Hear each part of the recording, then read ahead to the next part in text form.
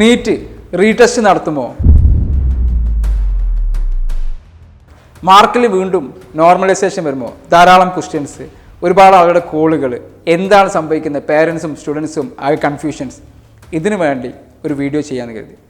ഞാനീ പറയാൻ പോകുന്നത് എൻ്റെ വ്യൂ പോയിന്റിൽ എനിക്ക് തോന്നിയിട്ടുള്ള കാര്യങ്ങൾ മാത്രമാണെന്നുള്ളത് ആദ്യം തന്നെ അങ്ങോട്ട് ബോധ്യപ്പെടുത്തുകയാണ്. എന്താണ് സംഭവിക്കാൻ പോവുക? ഓൾറെഡി പല ആളുകളും സുപ്രീം കോടതിയിൽ ഇതിനെതിരെ ഹർജി ഫയൽ ചെയ്തിരിക്കുന്നു.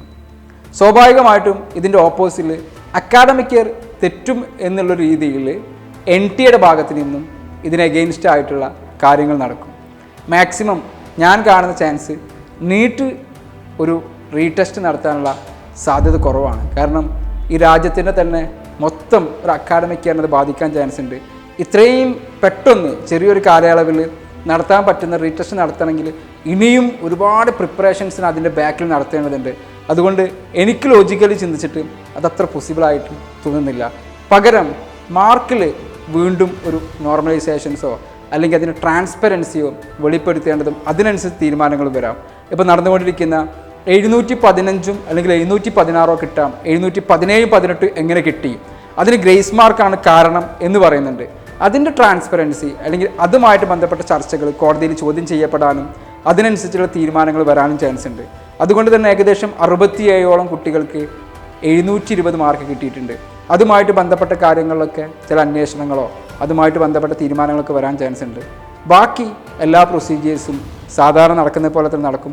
അതുകൊണ്ട് തന്നെ ഈ വർഷം ഇത് നടക്കേണ്ട കാലയളവിൽ ചെറിയ മാറ്റം വരാൻ ചാൻസ് ഉണ്ട്.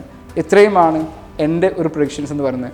നിങ്ങൾ രക്ഷിതാക്കളും വിദ്യാർത്ഥികളും ചെയ്യേണ്ടത് ഇപ്പോൾ കിട്ടിയിരിക്കുന്ന മാർക്കിനെ അടിസ്ഥാനമാക്കി എന്താണ് ഭാവിയിലേക്ക് പ്ലാൻ ചെയ്യേണ്ടത്. What's your A plan, what's your B plan, what's your C plan.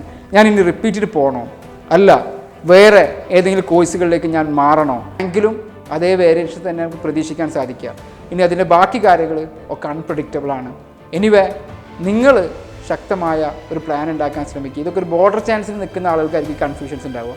ഒരു ഓൾ ഇന്ത്യ റാങ്ക് 25,000, 26,000 താഴെ വന്നിരിക്കുന്ന OBC അല്ലെങ്കിൽ EWS ജനറൽ കാറ്റഗറിക്കും ഒരു 30,000 താഴെ വന്നിരിക്കുന്ന SC ഒക്കെ കാറ്റഗറിക്കാർക്കാണ് ഈ കൺഫ്യൂഷൻസ് ഉണ്ടാവുക.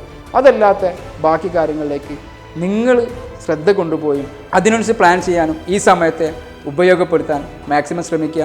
ഞങ്ങൾക്ക് കിട്ടുന്ന അപ്ഡേഷൻസ് അതാത് സമയത്ത് നിങ്ങൾ അറിയിച്ചുകൊണ്ടിരിക്കും. ചാനൽ സബ്സ്ക്രൈബ് ചെയ്യാത്തതുണ്ടെങ്കിൽ സബ്സ്ക്രൈബ് ചെയ്യാനും ആ ബെൽ ബട്ടൺ ക്ലിക്ക് ചെയ്യാനും മറക്കണ്ട. Thank you for watching.